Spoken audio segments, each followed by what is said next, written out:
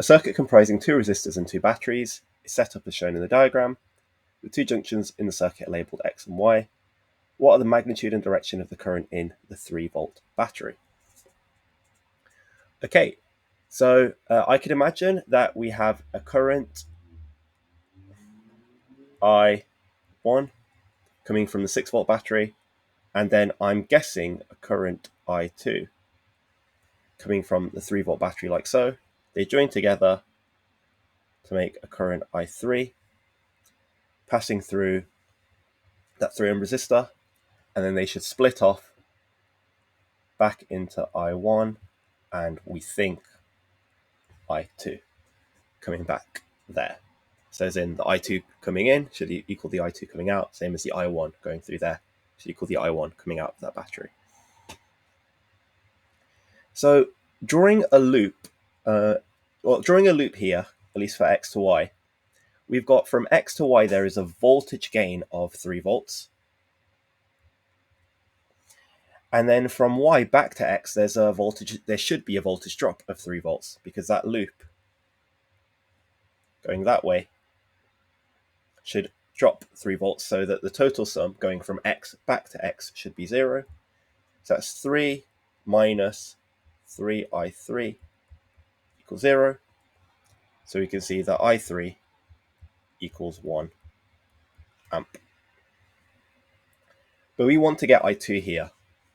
So let's see if we can work out something for I1.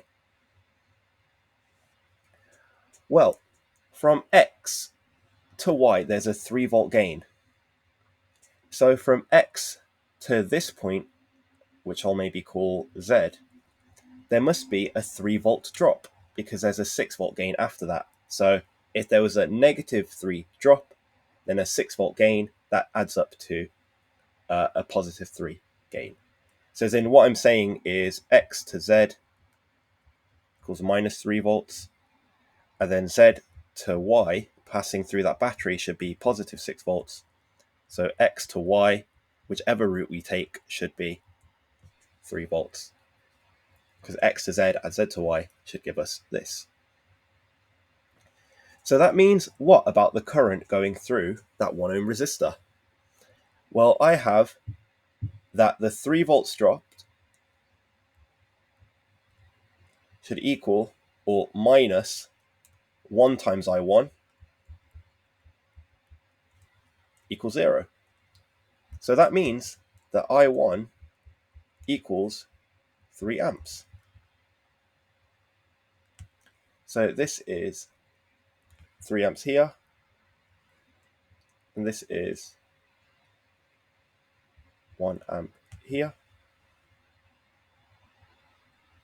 So what does that mean? There must be a current of -2 amps going from X to Y. That looks a bit weird. What do I mean by that? I mean that in order to get the 3 amps for I1, there must be 2 amps actually coming in this way. So what's actually happening is the current in the X to Y branch is actually flowing against the battery. So it's passing through here. So I1, which has 3 amps, splits into 2 amps, which kind of goes against the battery there. And then 1 amp that goes down from Y through the 3 ohm resistor to X. So that means there's 2 amps going from Y to X. So 2 amps going from Y to X is answer F. Now, this may seem a bit counterintuitive, but usually the direction of the currents will be dictated by the larger of the two EMFs. So we know from the 6 volts that most likely the I1 is going in the right way, whereas I2 could be up for debate. It could usually be going in the right way, kind of going through the battery as you'd expect. But in this case, it actually goes against the battery. Again, these conditions are just responses to the circuit parameters. So if we change that 3 volts to maybe 2 volts, it might be a different answer. If we change that 3 volts to maybe 8 volts, we'd get a completely different scenario as well.